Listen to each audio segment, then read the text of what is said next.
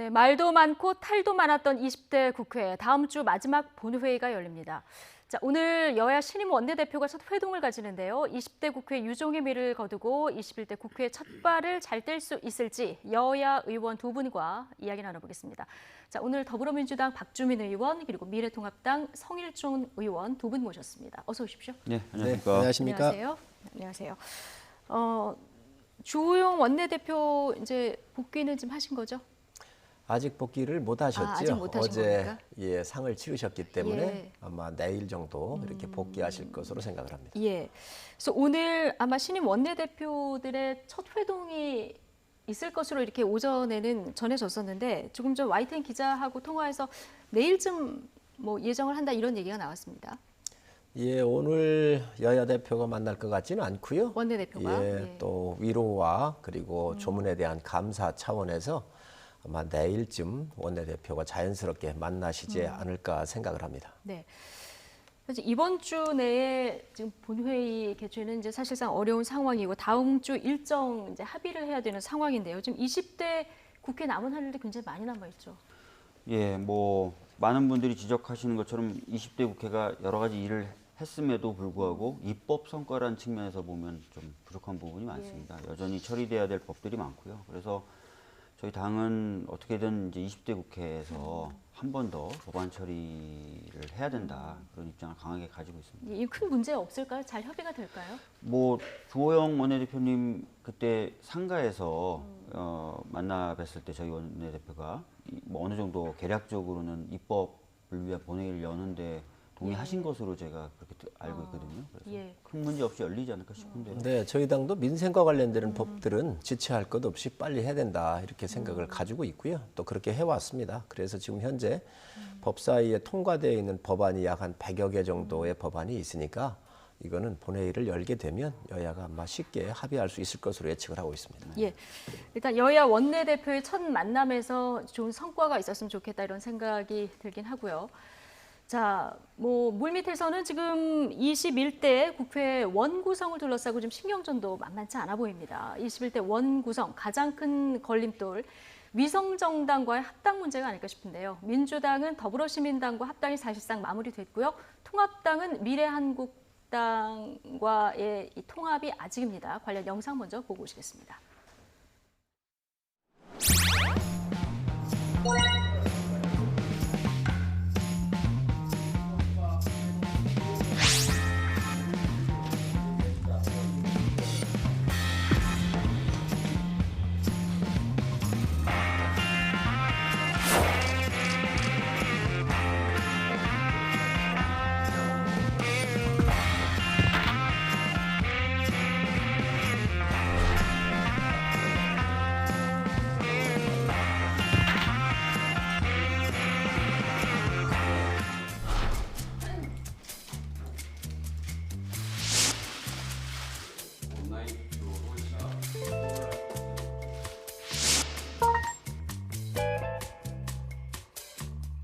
머리끼리 아귀다툼하는 한 몸통 두 마리의 쌍두뱀처럼 상위원장 자리와 국고 보조금을 두고 다투고 있습니다.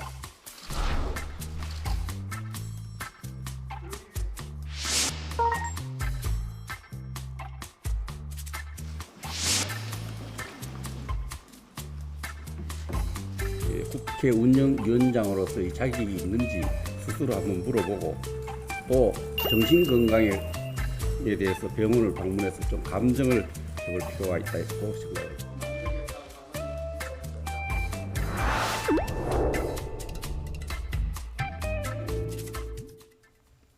네. 21대 국회 개원 한 2주 정도 남았는데 벌써부터 신경전이 치열한 것 같습니다. 일단 성일종 의원님, 지금 여당은 지금 시민당과 하고 일단 합당이 당내에서 오늘 마무리가 되는 네, 거죠? 오늘 수임기구에서 관련된 예. 논의를 마무리 짓고요. 예. 그다음에 이제 선관위에 그런 걸 통보하면은 선관위가 형식적으로 필요한 네. 절차들을 밟고 그래서 아마 모든 절차가 마무리되는 예. 데는 일주일 정도 걸릴 것 같습니다. 예, 제가 성일종 의원님한테 물어보려고 하다 보니까 이걸 먼저 여쭤봐야 될 것 같아서. 네. 자, 민주당은 비례위성정당하고 합당이 이제 거의 끝나가는 이런 상황인데 좀 통합당하고 한국당 합당은 조금 물음표가 남습니다. 뭐 어떻게 돼가는 겁니까? 뭐 합당은 그렇게 어려운 문제가 예. 아니잖아요. 또 이 한국당을 낸 것 자체가 이 괴물 선거법, 예. 패스트트랙을 여당이 잘못 만들었었던 그 후유증으로 남아 있는 것이고, 네. 당시에 저희는 그런 정당을 만들 수밖에 없다, 자매정당이라고 얘기를 했거든요. 예. 그래서 저희가 합체된다는 것은 뭐 큰 이론의 여지가 없습니다. 네. 근데 합체한다고 보고요. 지금 통합당 내에서는 지금 빨리 합쳐야 된다는 그 의견이 더 많은가요? 예, 그러나 이제 지도부가 지금 현재 예. 우리가 지도부가 지금 들어선 지가 지금 제대로 들어서 있질 못하잖아요. 예. 원내대표를 뽑았지만 또 지도부의 원내대표께서 또 상을 당했고 아직 복귀도 안 했고 또 비대위 체제로 갈 것인지 안 갈 것인지 이 문제도 지금 남아 있기 때문에 이건 지도부에서 결정할 문제니까 여당이 이렇게 막 압력을 넣고 이렇게 비난하면 안 돼요. 지금 우리 저 여당의 대표께서 쌍두뱀이라고는 말을 쓰셨는데 아니 야당을 쌍두뱀으로 비유를 하면 되겠습니까? 선거 기간도 아닌데. 그래서 정말 이제는 좀 품격 있는 모습을 좀 저희도 보고 싶습니다. 그래서 네. 여당이 자연스럽게 통합을 하고 나면 또 지금 옛날 이런 패스트 트랙에 잘못됐었던 이런 선거법들에 대해서 우리가 좀 과오도 있었다. 그리고 좀 인정하고 새로 가자 이리 하면서 얘기를 하면 아마 자연스럽게 해소될 것으로 생각을 합니다. 예, 지금 쌍두뱀 이야기 굉장히 섭섭하다 얘기해 주셨어요. 예. 네, 뭐 근데 최근에 이제 보여지는 모습이 마치 합당이 정해진 것처럼 그리고 네. 합당이 굉장히 쉬운 것처럼 말씀을 하셨는데 최근에 보여지는 모습이 그렇지 않거든요. 그렇기 때문에 저희들은 이후에 원 구성, 그다음에 국회 운영 관련돼서 상당히 혼란을 불러일으킬 수 있다. 그런 차원에서 저희들이 강하게 지금 얘기를 하고 예. 있는 것입니다. 예. 그 원유철 대표가 미래한국당 원유철 대표가 합당 전에 민주당이 연동형 비례대표제 폐지하겠다 이걸 먼저 약속해라 이런 조건을 걸었거든요. 이 부분은 어떻게 보십니까? 그러니까 실질적으로 이제 그런 발언을 보면은 어떤 특정한 요건들이 달성되기 전까지는 합당 안 하겠다는 것처럼 들리지 예. 않습니까? 그렇기 때문에 저희들이 계속 그 합당 의지 이런 부분에 대해서 의심을 가지고 있을 수밖에 없고요. 그래서 미래통합당이 좀 분명한 입장을 좀 가지고 또 그것을 또 대외적으로 좀 천명할 필요가 있다고 생각해요. 미래통합당 내부에서도 좀 갑론을박이 있는 것으로 저는 알고 있거든요. 그래서 그런 부분이 좀 정리가 돼야 될 것 같다고 생각합니다. 예. 180석을 갖고 있는 게 여당이잖아요. 예, 지금 177석이죠. 예, 또 뭐 좀 비교적 그 친한 정당들까지 계산하면 약 한 190석이 되는데 전 자신감 있게 갔으면 좋겠어요.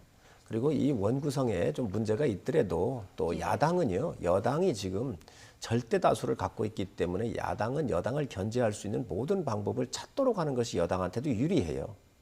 그래서 물론 저는 이거를 분명히 저는 합당을 해야 한다고 하는 사람은 합당파 중에 한 사람인데 이런 것들이 큰 전국을 운영하는데 야당을 공격하는 수단으로서는 적정하지 않다. 물론 원론적인 측면에서 얘기할 수는 있습니다. 그래서 그런 부분을 분명히 말씀을 드리고 예. 또 하나 아까 앵커께서 말씀을 주셨는데 이 선거법은 분명히 실패한 법이고 또 애초부터 태어나지 말았어야 될 법들이 나온 거 아닌가요? 예. 그래서 이런 부분에 대한 것은 정치적으로 여당의 그 대표들께서 선언을 하시는 것이 오히려 야당의 어떤 정돈 또 합당 이런 문제에 좀 도움될 것으로 예상을 합니다. 근데 지금 여당 입장 그런 것 같습니다. 연동형 비례대표제 뭐 논의 다시 해보자 이게 아니라 이거를 꼭 그 합당하기 전에 처리를 해야 되느냐 이런 부분인 것 같은데요. 그러면 합당하고 난 다음에 이제 그러면 얘기를 이건 20대의 아주 잘못된 그러한 유산이에요. 아주 폐해를 국민들한테 많이 줘가지고 이번 선거할 때 국민들이 얼마나 혼란을 줬나요? 그렇기 때문에 이거는 20대에서 정리를 하고 21대 새로운 국회에 가면서 이 법을 완전히 폐기하고 새로운 논하는 게 맞지 이걸 정리 안 하고 가는 것은 여당으로서는 바람직하지 않다고 생각을 합니다. 근데 20대 국회 시간이 얼마 안 남아서요. 지금 밀린 법안들도 많은데요. 네, 그리고 뭐 연동형 그 비례제 관련돼서는 저희들도 선거 전에 일부 개정이 필요하다라고 인정을 한 부분이 있어요. 예. 그러니까 물론 이제 자체를 폐지하라, 그거는 좀 지나친 말씀이신 것 같고요. 왜냐하면 연동형 비례제가 갖고 있는 가치가 있습니다. 네. 소수의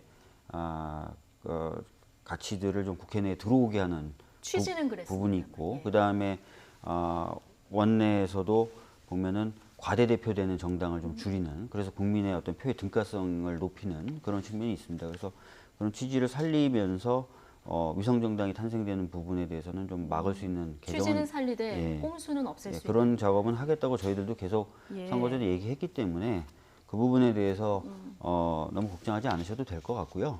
오히려 좀 지금 그 원 구성이라든지 또 국회 초반에 해야 될 일이 많은데 그런 논쟁을 통해 가지고 그걸 정치 쟁점화하고 또 그것을 핑계로 위성정당과의 합당을 뒤로 늦추는 것이 오히려 저희들이 봤을 때 그렇게 합리적인 것 같지는 않다는 말씀. 저는 일단, 여당의 정치 공세라고 생각을 해요. 아니 거대 여당이 지금 못할 게 뭐 있습니까?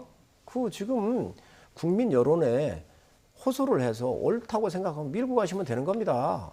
국민 정서에 정확하게 부합을 하고 있으면 여당이 그게 곧 힘이거든요. 그래서 저는 여당이 당당하게 나왔으면 좋겠다. 그리고 20대의 부끄러운 이런 자화상들은 좀 정확하게 정리하고 하셨으면 좋겠다. 저는 그러면 야당도 빨리 정리할 수 있고 정비할 또 명분도 있잖아요. 그러니까 저는 여당이 오히려 이 키를 갖고 있다고 생각을 합니다. 네.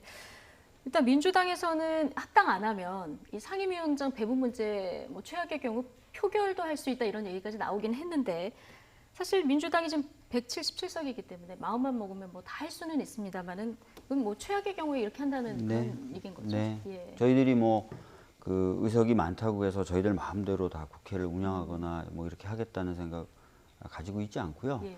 뭐 원내대표나 이제 당대표님이 이런 말씀하신 것도 아까 말씀하셨던 것처럼 합당의 약속을 지켜줘야 되고 그걸 기대하고 네. 정말 안 될 경우에를 두고 말씀하신 거라고 생각하시면 될 것 같습니다. 예. 예. 19일에 당선인 총회가 예정돼 있는 걸로 알고 있습니다. 예, 이때는 합당 문제가 그 미래한국당에서 당선인 총회가 있는데 이때까지는 좀 결론이 날까요? 이제 여론들을 좀 의원들이 모아보고. 모아 보면 아마 결론이 어느 정도는 이를 것으로 생각을 합니다. 예. 그래서 전 솔직히 합당이 굉장히 쉽다, 다 결정된 거다처럼 말씀하셨던 게 아닌 것 같다는 거죠. 지금도 보면은 아니 이제 쉽다라고 얘기하는 게 아니라 의지만 있으면 그렇게 어려운 뭐 문제가 아니거든요. 네. 근데 성일종 의원님은 지금 굉장히 쉬운 문제도 합당하면 된다 하는데 지금 당내에서 여러 목소리가 나오고 이게 21대 국회 개원하고 나서도 언제까지 이제 갈지 이게 이제 불분명한 상황이라서요. 정치는 국민을 보고 가는 거예요. 국민이 요구하는 게 무엇인지, 어느 네. 방향이 맞는지 네. 그 대의 명분이 맞으면 바로 할 수 있는 거예요.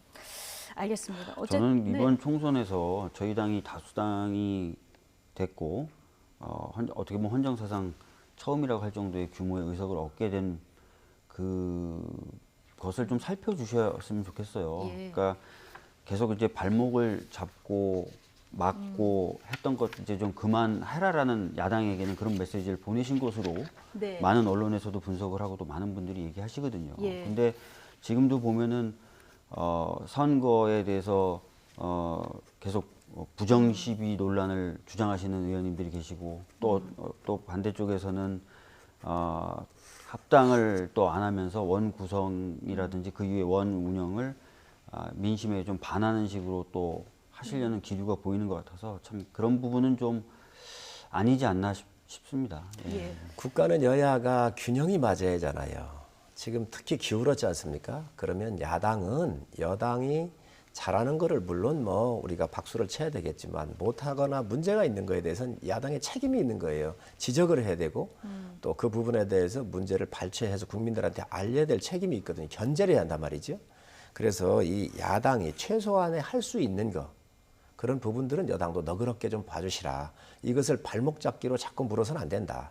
특히 지금 여당은 이제 과반수를 그 아주 넘치고도 넘칠 만큼 갖고 있기 때문에 이 부분에 대해서 야당의 역할을 오히려 더 많이 할 수 있도록 배려하고 또 야당이 야당답게 견제할 수 있도록 그런 툴들을 좀 제공해 주시기를 기대합니다. 아니 아까 의원님께서 국민을 바라보고 가야 된다. 야당은 또 국민을 바라본다. 이렇게 말씀하셨기 때문에 이번 선거에 나타난 국민의 민심을 제대로 읽어주셨으면 좋겠다는 겁니다. 왜 저희가 의석수가 이렇게 늘어났겠어요? 국민들이 선택해 주신 거거든요. 힘을 가지고 일을 하라는 취지신 거죠.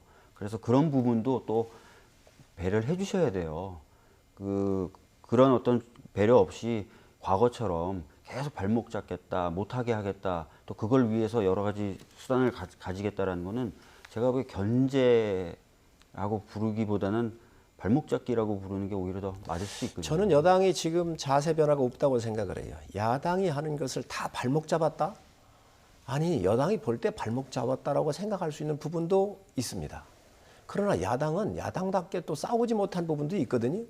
그런 부분에 대해서 이걸 생각을 해야 되고, 여당한테 많이 주었던 것은 책임지고 이끌어가라고 하는 것이지 과거 때문에 준 게 아니에요. 미래에 대해서 책임을 져라는 거예요. 그럼 책임지고 가는 그 여당에 대해서 야당의 목이 있다는 거지요. 이 야당이 할 수 있는 것은 또 할 수 있도록 여당도 배려하라는 얘기예요. 네. 20대 국회 때 22번이나 파행하고 보이콧 하셨잖아요. 그 결과에 대한 심판이 이번 총선에서 있었고, 그렇다면은 그러한 국민의 어떤 의사를 좀 헤아리셔서 협조를 좀 하시는 것, 이걸 좀 기본적인 가닥으로 잡고 가시는 것도 좀 좋다고 생각합니다. 예. 뭐 그 부분도 저희가 반론 제기하고 싶은 생각은 없는데, 파행을 20여 차례 야당이 했다. 그럼 드루킹 사건이라든가 지금 울산 부정 사건, 이런 큰 대형 사건이 있었을 때 여당이 명쾌하게 해결하지 못했기 때문에 야당이 나간 부분도 국민은 알고 있습니다. 어쨌든 저희가 심판받았기 때문에 야당으로서 더 겸손하게 국민한테 하겠다는 말씀을 드립니다. 네, 어쨌든 일 못한 20대 국회 이게 여당 책임이냐 야당 책임이냐 이 얘기하면 또 한두 끝도 없이 들어가야 되기 때문에 자, 상임위 배분 문제 좀 보겠습니다. 일단 가장 관심이 법사위인데요. 지금 여당에서는 법사위의 월권 문제를 좀 지적을 하신 상황이에요. 네. 기존에 보면은 일단 법사위는 야당 목소리 이제 배분이 됐었는데 이 변화가 좀 있을까요? 그러니까 사실은 이제 20대 국회를 돌아보면은 그 야당이 꼭 하진 않았죠. 네, 예. 권성동 위원장이 네네. 여당이실 때 하셨던 것으로 제가 기억을 하는데요. 초반에 그렇군요. 네, 그렇기 때문에 이게 뭐 꼭 야당이 하는 것이다 이렇게 놓고 보기는 어렵고요. 법사위가 사실은 그 상원처럼 또는 상왕처럼 운영이 될 때가 있어요. 다른 상임위하고 사실상 헌법적 지위는 똑같은데도 불구하고 다른 상임위에서 논의돼서 온 법안을 체계작구 심사 권한이라는 것을 이용해서 예. 체계와 작구를 심사하는 게 아니라 사실 좀 법안 내용까지 건드리거나 또는 그 여러 가지 정치적인 문제를 거론해 가면서 이제 법안 통과를 가로막았던 사례가 있습니다. 이거는 뭐 저희 당도 그렇게 보고 비판도 하지만 미래통합당도 과거에 그런 식의 비판을 많이 했었던 예. 거라서 아마 동의를 하실 겁니다. 그래서 그런 문제들을 이번 기회에 좀 해결하자. 예. 제도적으로 해결하든 아니면 위원장을 뭐 여당이 좀 가져오면서 그런 부분을 좀 막든 뭐 이런 것들이 좀 고민돼야 되지 않나 싶습니다. 근데 조호영 원내대표는 법사위를 안 거치면 이게 위헌 법률이 굉장히 나중에 따지고 보면 많이 나온다 이런 얘기라서 지금 꼭 필요하다 지금의 이런 권한들이 이런 얘기를 하던데요. 그러니까 체계작구 심사 권한이라는 것을 법사위의 체계작구 심사 권한을 없애면서 예. 체계작구 심사 기능 자체를 국회에서 사라지게 만들겠다는 게 저희들의 안이 아닙니다. 네. 각 상임위마다 체계작구를 심사할 수 있는 기능을 두면 되는 거고요. 또는 사무처에 그런 기능을 둬서 체크하도록 할 수 있습니다. 그래서 굳이 그것을 법사위에 둬서 모든 법안이 법사위에 다 오고 거기서 논의돼야만 통과가 될 수 있다. 이렇게 하는 것보다는 다른 방법을 통해서 좀 더 효율적으로 국회를 운영할 수 있다는 것이죠. 예. 네.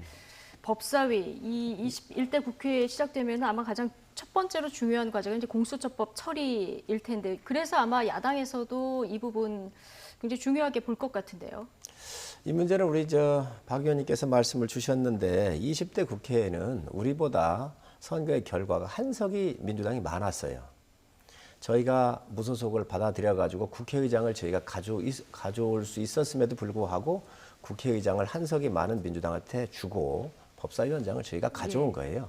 지금 여야의 불균형이 심화됐거든요. 심화가 돼 있잖아요. 그러니까 국민을 위해서 또 야당의 기능을 위해서 법사위가 또 법사위로서의 기능 그리고 여당에 대한 견제의 기능이 수행할 수 있다고 한다면 여야 대표 간의 협상을 통해서 야당한테 주는 것도 하나의 협치적 모델에서 좋은 모델이라고 생각을 합니다. 근데 자꾸 이제 의원님께서 국민을 위하여 또 국민의 의사를 말씀하시는데 국민이 이번에 굉장히 큰 힘을 실어주신 거거든요. 저희 당에. 그거는 저희 당이 주도해서 여러 가지 입법 과제들을 통과시키라는 의미로 볼 수밖에 없는 거거든요.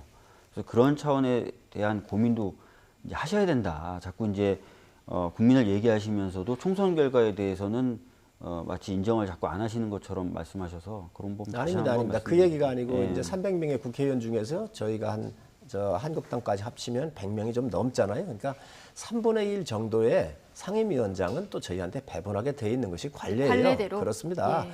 거기에 법사위가 포함될 거냐 안 될 거냐 이런 문제지요. 네. 그러니까 그런 부분들은 여당이 양보해도 괜찮겠다는 생각을 갖고 있습니다.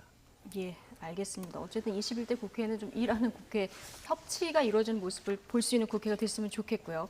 자, 이번에 주제를 좀 바꿔보겠습니다. 요즘 가장 지금 공방이 되고 있는 문제이기도 합니다. 정의연 문제 좀 다뤄볼 텐데 이용수 할머니 이제 더 이상 수요 집회 참석 안 하겠다 얘기를 네, 그렇게 했고요. 기자회견 하셨죠. 예, 오늘 수요일인데 아마 예정대로라면 12시부터 진행이 되는 걸로 알고 있습니다. 온라인으로 오늘 진행된다고 하는데 우리 박주민 의원께서도 수요 집회 많이 참여를 네, 하신 여러 번 상황이라 나가셨습니다. 예, 이번 사태 바라보는 시선 굉장히 안타까우실 것 같아요. 일단 네, 뭐 여러 가지 안타깝죠. 안타깝고 또 잘 해결됐으면 좋겠다는 마음이 큽니다. 예. 네. 성일종 의원이 야당에서는 이거 조사해야 된다 이런 얘기까지 나왔는데 지금 가장 크게 문제가 된다고 보는 거는 어떤 부분입니까? 우선 우리 역사에 있어서 참 많은 희생을 하시고 또 우리가 일본에 대응할 때 도덕적 우위가 바로 이런 부분 아니겠어요? 그래서 이런 부분들에 대해서 그동안 여러 가지 그 역사적으로 큰 고통을 받으시면서 그래도 우리 지금 대한민국 정부가 일본 정부하고 싸울 수 있는 도덕적 무기 중에 하나가 바로 이런 부분입니다. 예. 그래서 이 시민단체에서 이런 역할을 그동안 해오셨고 또 많은 업적이 있었다는 것도 저는 인정을 합니다. 그렇지만 이 시민단체라고 하는 것은 굉장히 중요해요. 도덕성이 굉장히 중요해요. 투명하게 해야 돼요. 근데 여기 내부 문제로부터 지금 불거져 나와 있는 여러 가지 부조리에 대한 문제, 불협화음에 대한 문제들은 반드시 국민들한테 소상하게 밝혀야 된다. 그래야 국가적으로 좋고 그리고 이 단체는 국고 보조금을 받고 있어요. 지금 5억 3천 정도가 들어가 있고 전체적으로 한 22억 정도를 기부금 플러스 이렇게 해서 받은 것 같은데 이 많은 돈들 중에서 어떻게 쓰여져 있는지 이 투명성에 대한 국민적 요구가 있는 거기 때문에 이거는 명확하게 이번에 짚고 넘어가는 게 좋겠다는 생각을 갖고 있습니다. 예.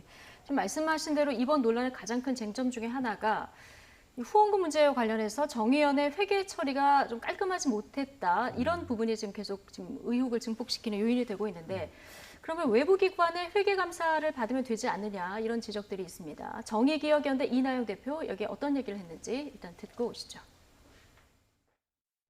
외부 기관이라는데 한번 종합회계감사를 맡겨볼 의향은 없으십니까? 저희는 법적 절차에 따라서 변호사 한 분과 회계사 한 분의 회계 감사를 받고 있습니다. 그리고 그걸 다 공시하고 있고요. 네. 그리고 보고하고 있습니다. 정부에. 예. 저희가 왜 시민단체가 그런 식으로까지 의혹에 몰려서 외부 회계 감사를 받아야 되는지 저는 모르겠고요. 한국 사회에서 굉장히 많은 시민단체들이 있습니다. 그 모든 시민단체들에게 악영향을 끼치는 행동이죠. 근데 사실 정 의원이 뭐 회계 전문가들이 아니니까 좀 미흡할 수도 있는 부분인데 일단 뭐 보관하고 있던 영수증들 공개하면 가장 깔끔할 것 같고요. 그리고 외부 회계 감사를 일단 받아보면 가장 깔끔하게 끝날 것 같은데 지금 이나영 대표 얘기를 들어보면은 이렇게 하게 되면은 다른 시민단체들한테 악영향을 끼친다. 그래서 외부 회계 감사를 받을 계획이 없다. 이렇게 얘기를 하고 있거든요. 이 부분은 어떻게 보십니까? 일단은 뭐 아까 이제 성 의원님이 말씀하신 대로 시민단체는 이제 도덕성이 굉장히 중요하고 그렇기 때문에 회계나 이런 부분 투명하게 관리돼야 될 필요성이 있습니다. 아마 이제 저도 이게 추측을 하는 건데 이나영 이사장님이 걱정하는 건 아마 지금 보면 지금까지 시민단체들이 워낙 규모가 작고 살림이 빠듯하고 소수의 인원으로 여러 가지 일을 처리하다 보니까 회계가 방금 말씀하셨던 것처럼 아주 깔끔하게 정리돼 있거나 그러지 못할 수도 있을 것 같아요.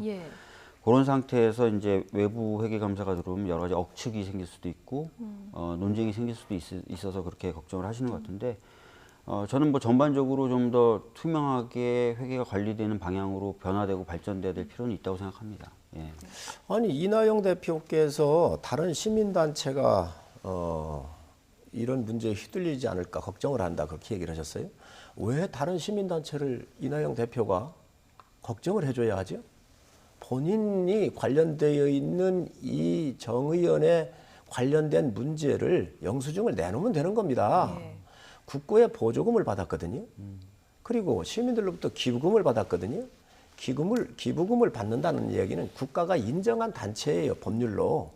그래서 국가에 보고를 하게 되어 있고, 네. 그리고 이 기부금을 내신 분들은 연말 정산할 때에 세금 감면 혜택을 받고 있는 거예요. 예. 그러면 국가의 시스템 안에 들어와 있는 거거든요. 그래서 이 부분에 대해서 지금 현재 이 부조리 문제, 여러 가지 부정에 대한 문제가 지금 불거져 나와 있는데, 더더욱 본인이 나서 모든 회계를 다 내놓고 정밀하게 검증을 해달라고 해 옳지, 여기에서 공개를 못하는 이유가 다른 시민단체에 영향을 줄 수 있어서 그렇다? 이 해명이 납득이 안 간다. 그렇습니다. 어느 국민이 이걸 받아들이겠습니까? 저는 이 부분에 대해서는 빠른 예. 시간 내에 지금 이 정의원에서 내놓고 모든 것을 저는 공개해야 한다고 생각을 합니다. 예. 그래야 국민 의혹이 해소가 될 수가 있거든요. 네.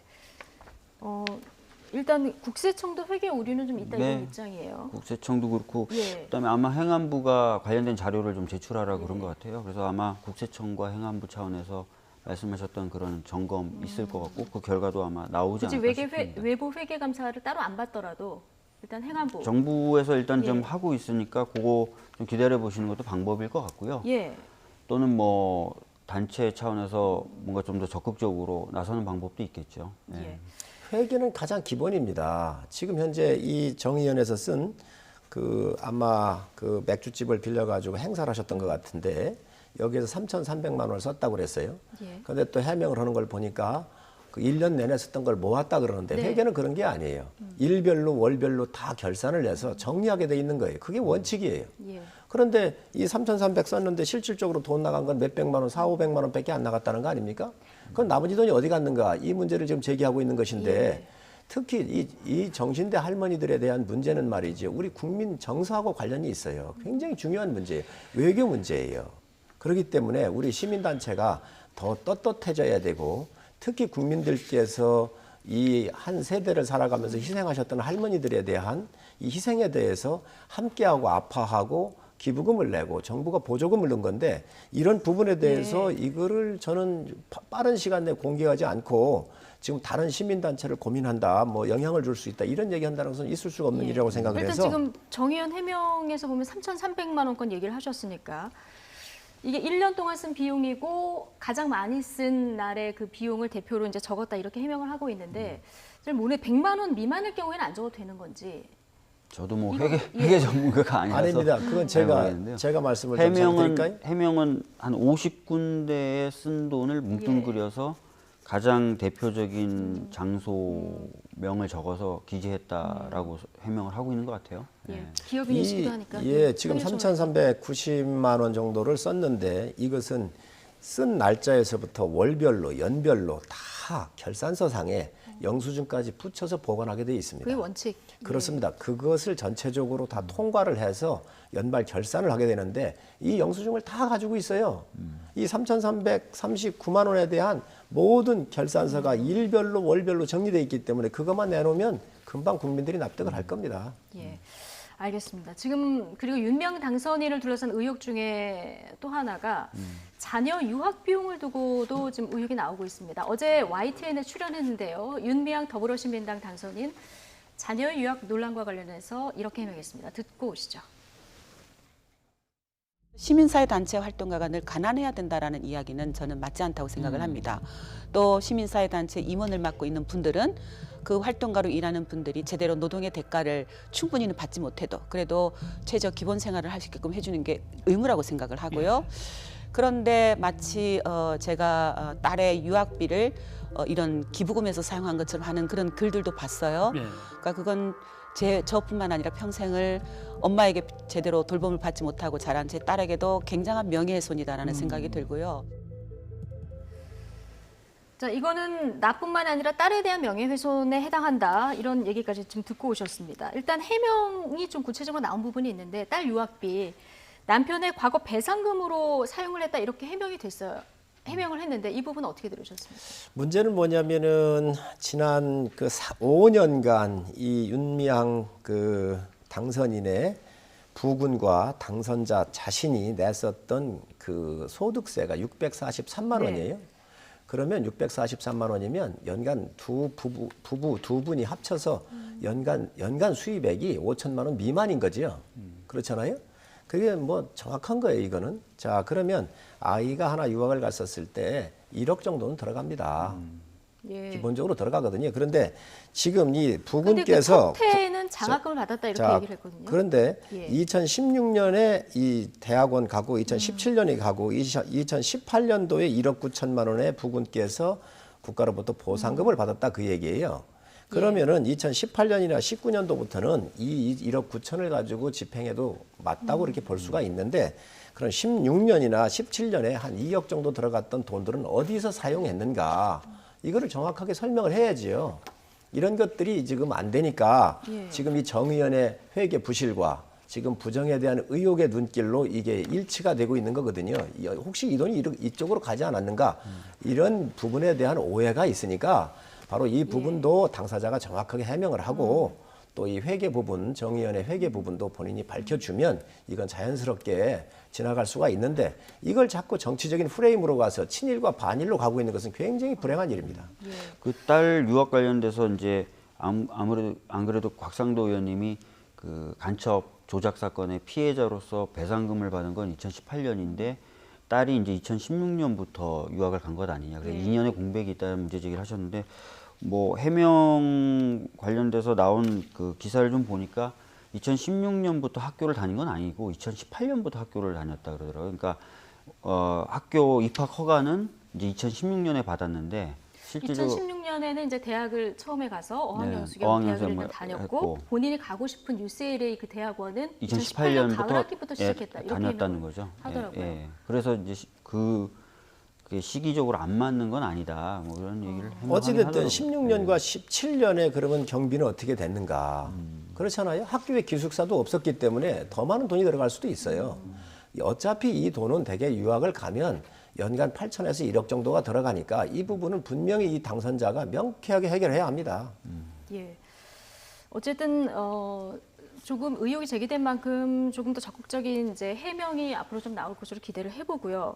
근데 윤미향 당선인 지금 여러 가지 의혹들이 제기되는 게 지난 6개월간 가족과 지인들의 숨소리까지 털린 조국 전 법무부 장관 생각이 난다 이런 얘기를 했고요. 또 반대편에서 그 전역 작가도 윤미향 당선인을 여자 조국에 비유하기도 했는데 이 문제에서 조국 전 장관 프레임이 등장하는 건 어떻게 보십니까?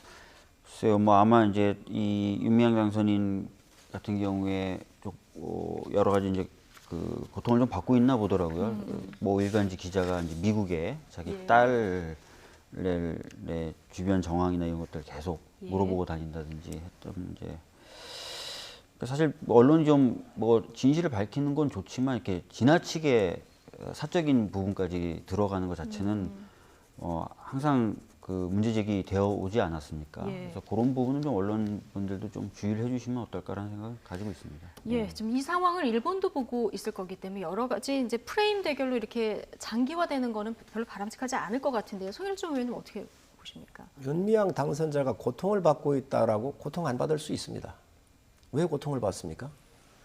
회계장부 딱 내놓고 정부에서 보조금 받은 거, 국민들께서 성금 내놓은 거 이렇게 썼습니다 하고 정확하게 증명이 돼버리면 전혀 고통받을 일이 없습니다. 어느 언론도 취재할 이유가 아무것도 없습니다. 왜 이것을 감추면서 본인이 마치 피해를 본 사람처럼 이렇게 정의로운 척하고 있습니까? 피해자인 척하고 있습니까? 당당하게 내놓으십시오. 그거 내놓으면 모든 게 다 일소가 됩니다. 이걸 안 해서 하는 문제를 왜 자꾸 아니 지금 친일하는 세력이 어디죠? 지금 이렇게 몰아가는 게 오히려 더 친일 아닐까요? 저는 이 당선자가 정치권에 들어왔는데 그동안 본인이 쌓아놨었던 여러 업적조차도 지금 저는 허물고 있다고 생각을 해요. 그래서 다시 한번 이 논란을 종식시키기 위해서는 정의연에서 그동안 국민 성금으로 또 국고 보조금을 받았었던 이 회계를 투명하게 공개하면 억울하지 않을 것으로 생각을 합니다. 예. 박주민 의원께 마지막 질문 네, 드리겠습니다. 네. 사실 정대협, 정의연 이런 시민단체들 힘으로 위안부 문제 해결 여기까지 온 것도 사실입니다. 사실입니다. 이 공은 뭐 모든 국민들이 알고 있는데 네. 그렇다고 제기된 의혹들을 그냥 넘어갈 수도 없고 네. 뭔가 좀 투명한 해명이 좀 더 나와야 된다 이런 얘기를 지금 해주셨는데 정의연 앞으로 어떤 방향으로 나가야 된다고 보십니까? 뭐 정의연 자체도 아마 이제 방향을 좀 재설정하겠다라는 이야기, 그다음에 그동안 이제 서운했을 수도 있는 할머님들과의 관계에 대한 부분 이런 것들을 여러 가지 방향으로 검토를 지금 하고 있는 것 같더라고요. 아까 말씀하셨던 대로 이 위안부 피해자 문제가 여기까지 올 수 있었던 거는 그런 단체들이 있었기 때문입니다, 사실. 그런 업적들이 계속 좀 잘 유지되고 앞으로도 이 위안부 피해자 문제가 지속적으로 제기될 수 있도록 좋은 방향 좀 찾았으면 좋겠습니다. 예. 뭐 피해 할머니들의 뜻을 계승하고 이 목소리에 귀 기울이는 게 가장 중요하지 않을까. 지금도 그 부분이 가장 중요하지 않을까 싶습니다. 오늘 더불어민주당 박주민 의원 그리고 미래통합당 성일종 의원 두 분과 함께했습니다. 고맙습니다.